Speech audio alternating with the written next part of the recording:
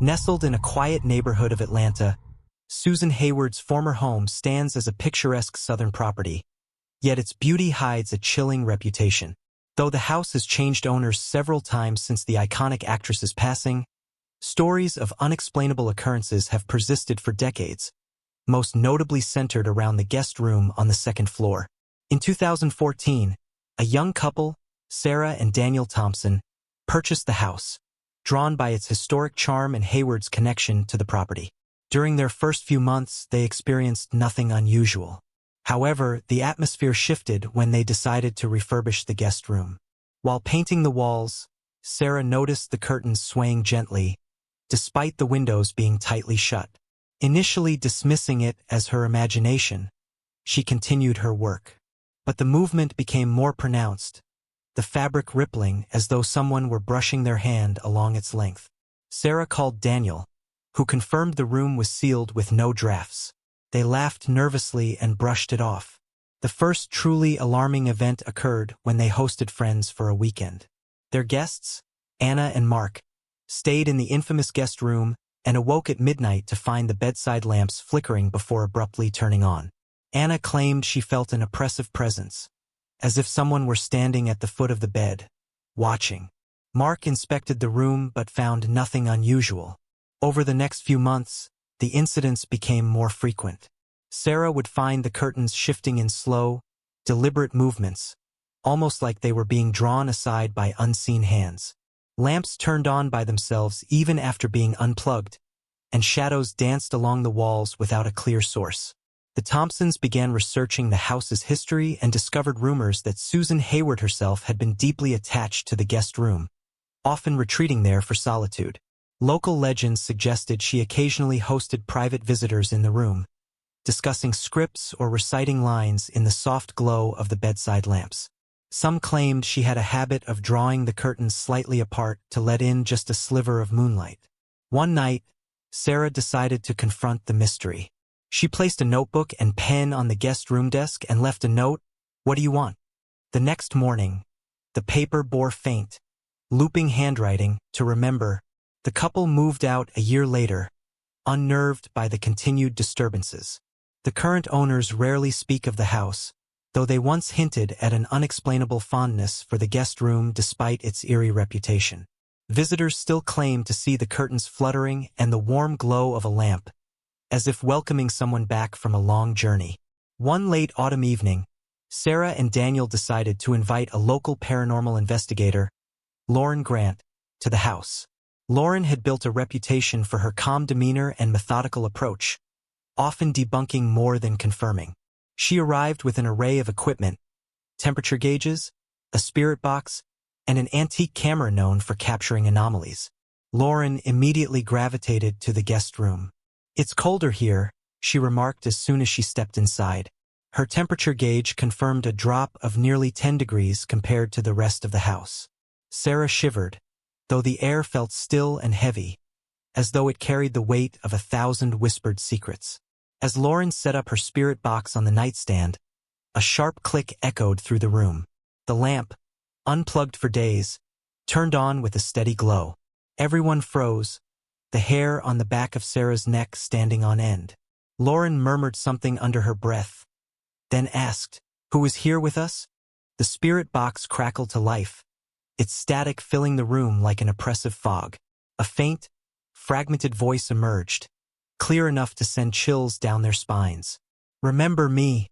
Daniel's hands trembled as he leaned toward Lauren. "It's the same thing the note said," he whispered, his voice barely audible. Lauren nodded, her gaze fixed on the box. "Can you tell us your name?" she asked, her voice steady. Silence followed, then a low, humming sound. Lauren stiffened. "Do you hear that?" she asked, glancing around. Sarah nodded. It was faint but unmistakable, like a woman humming a melancholy tune. The sound seemed to emanate from the walls, reverberating gently before fading into an uncanny stillness. Lauren raised the antique camera, snapping a series of photos around the room. When she reviewed the images on the spot, her face grew pale. "There's something here," she said, tilting the camera to show them.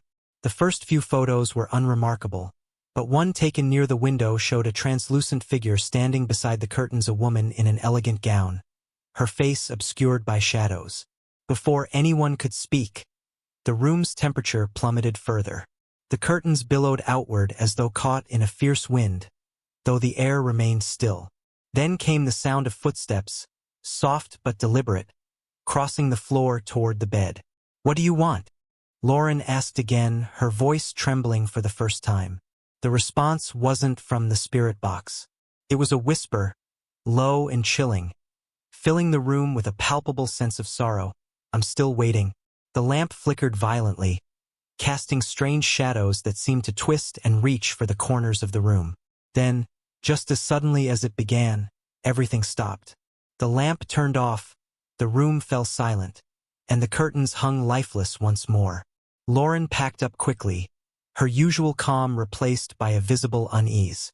"I don't know who or what is here," she said as she prepared to leave, "but they're not ready to let go."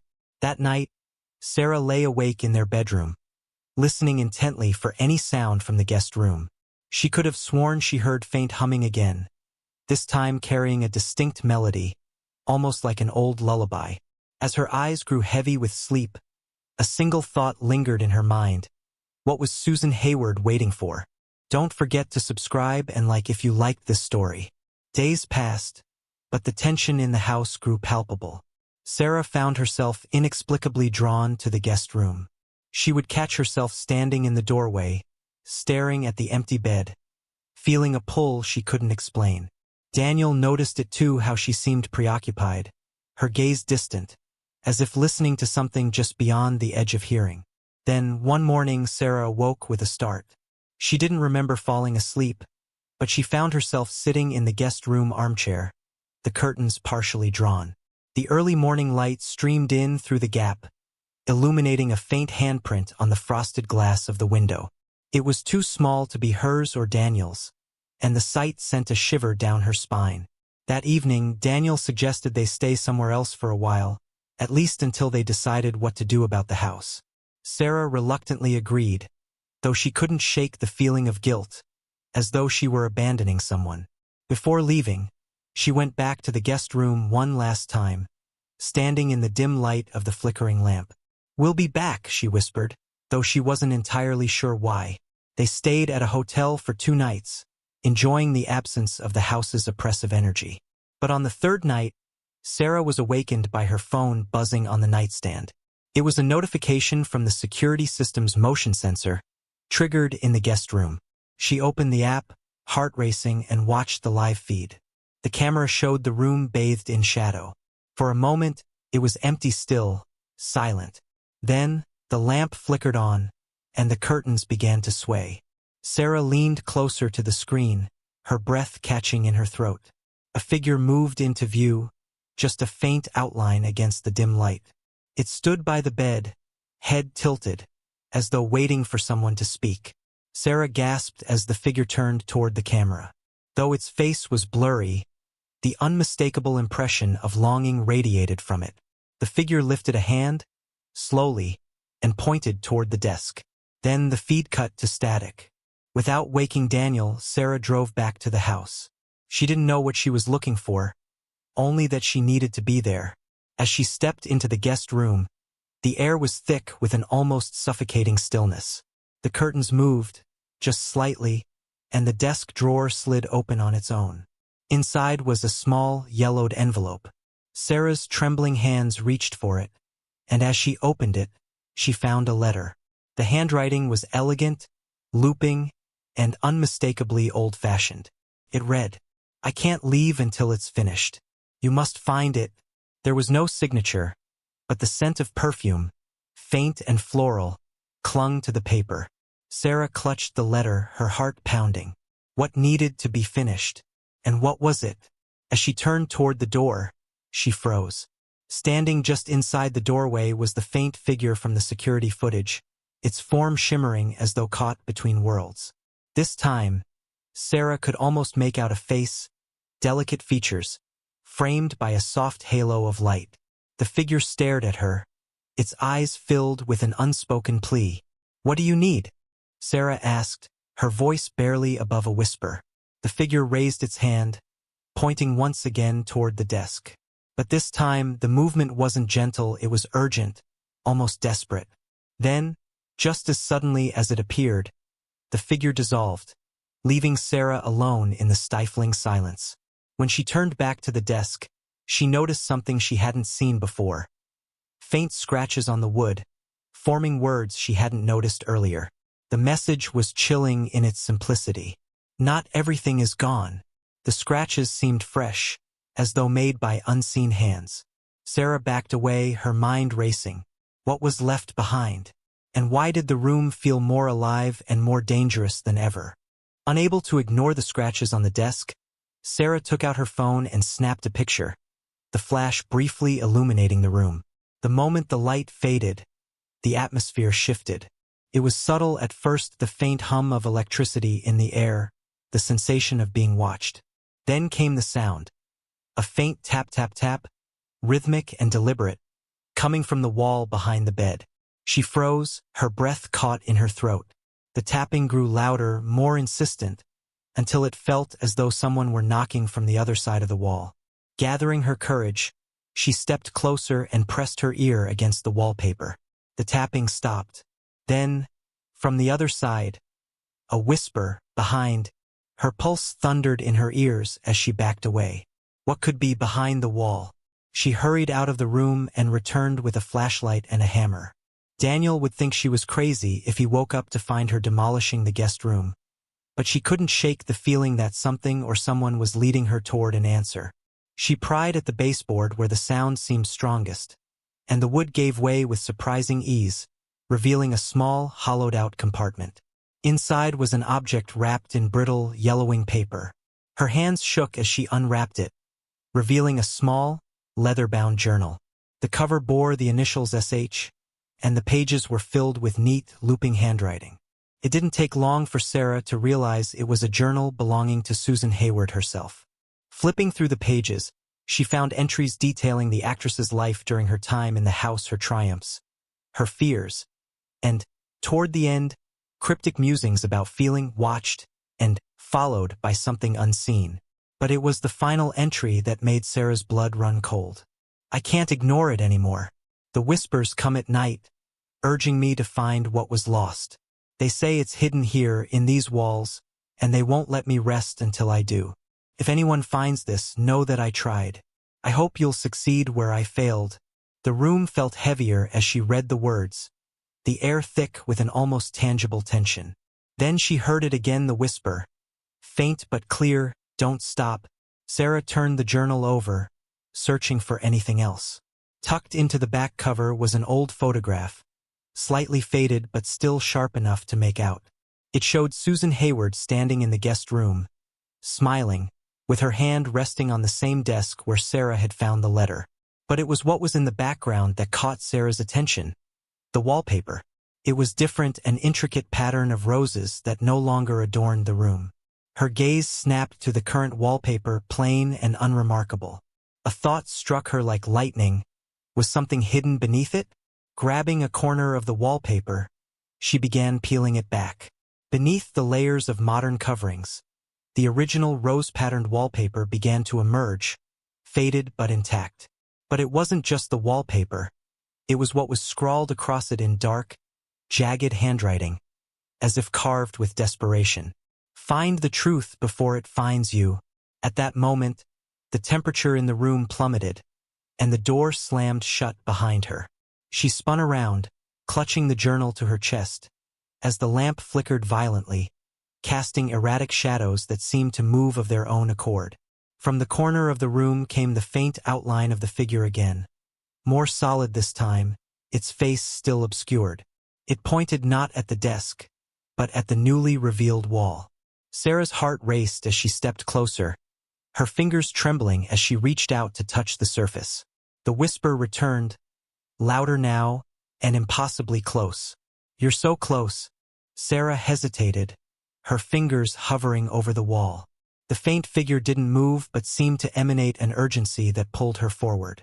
Summoning her courage, she pressed her palm against the cold surface, feeling the rough texture of the rose-patterned wallpaper beneath her skin.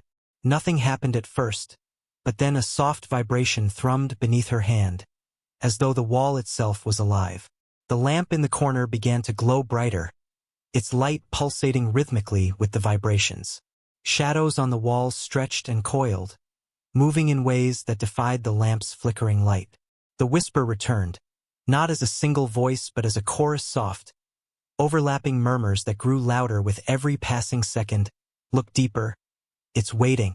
Sarah clawed at the edges of the wallpaper, pulling away large strips to reveal more writing underneath. The words spiraled and looped in chaotic patterns, covering the wall like a madman's scrawl.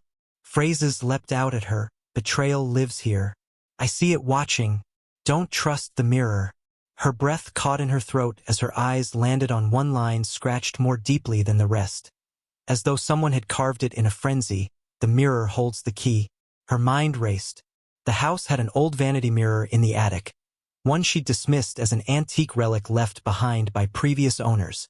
Could that be what the writing referred to? Behind her, the figure moved, not closer, but clearer, as if the act of uncovering the wall had given it strength. Its face remained obscured, but Sarah could now see its hands delicate, feminine, and pointing insistently at the door. Feeling a mixture of dread and determination, she bolted from the room and climbed the creaky staircase to the attic. The air grew heavier with each step, as though the house itself resisted her progress. The door to the attic groaned open, revealing the dusty, dimly lit space. There it was, the vanity mirror.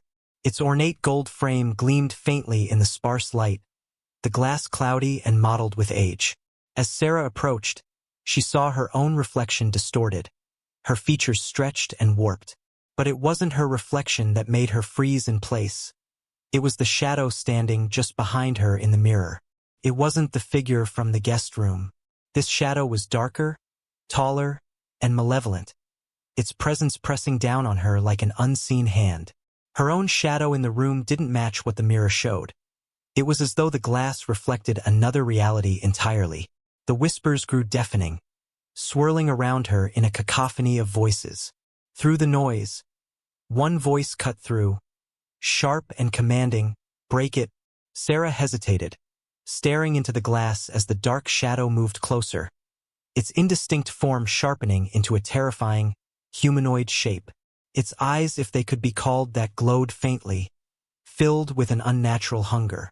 The voices screamed louder. Break it now.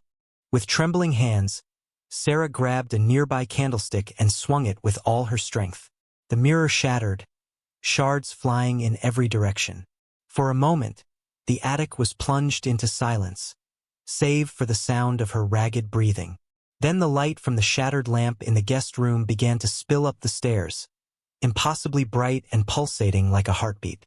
The house itself seemed to groan, and from the broken mirror, something began to emerge, a thick, black mist, writhing and expanding as though it had been waiting for this moment for decades. Sarah stumbled back, watching in horror as the mist coalesced, taking on a shape that was both formless and disturbingly human. A voice echoed through the attic, low and reverberating, sending chills through her very bones. You should have left it hidden. The attic door slammed shut, trapping her inside with the growing darkness. Sarah's breath came in ragged gasps as the black mist began to take form. Its shape was impossible to fully grasp, shifting between a tall, humanoid figure and a writhing mass of shadow. The attic seemed to close in on her, the air thick and cold, pressing against her chest like a vice. You should have left it hidden, the voice repeated, deeper this time, resonating like a distant thunderstorm. Who are you? Sarah stammered, backing into the corner. Her voice wavered, barely audible over the oppressive hum filling the attic. The figure did not answer. Instead, it moved toward the shattered mirror, where fragments of glass lay scattered on the floor, each reflecting a distorted image of the room. The mist swirled around the shards, pulling them together as though piecing something back together.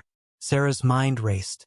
The journal, the writing on the wall, the desperate plea to uncover the truth. But this felt like she had unleashed something far worse. She fumbled for her phone in her pocket, its flashlight her only source of comfort, and aimed it at the figure. The light pierced the mist, and for a fleeting moment, she saw its face. It wasn't human. The eyes were hollow voids, dark and endless, and its mouth twisted into an unnatural grin that stretched too wide. But more than the face, it was the feeling pure malice radiating from the creature, an ancient hatred that seemed to pulse in the air.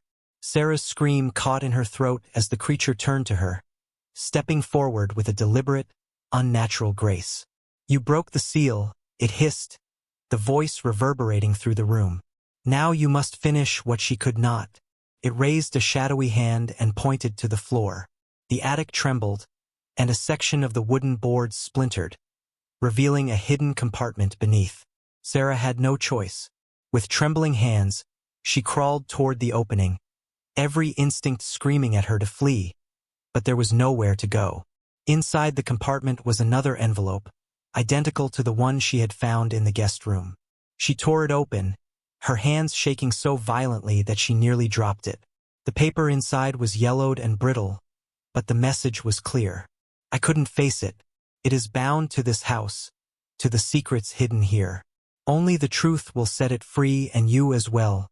Sarah looked up, her heart pounding, as the creature loomed over her, its dark form flickering like a flame about to go out. She understood now. The whispers, the writings, even Susan's desperate final entry, they all pointed to this moment. She had to uncover the truth. But what was it? Her eyes darted around the attic, and she remembered the journal. Clutching it, she flipped to the final pages, scanning for a clue. Then she saw it, a line she had overlooked before, scribbled hastily in the margins. The ledger. The truth lies in the ledger. The desk, back in the guest room. She bolted for the attic door, which now swung open on its own as if beckoning her. The house seemed alive, guiding her back down the stairs, the oppressive energy growing with every step. The figure followed, its presence pressing against her like a physical weight. When she reached the guest room, the desk drawer slid open before she even touched it. Inside was a small, leather-bound book, Susan's ledger. Sarah opened it, her eyes scanning the pages filled with meticulous financial records, until she reached the final entry. It wasn't a financial note. It was a confession. "He betrayed me, stole everything. I couldn't let him leave, not after what he did.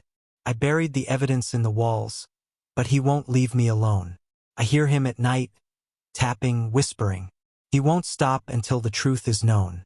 Forgive me." The words hit her like a blow. Sarah felt the weight of the house's history pressing down on her.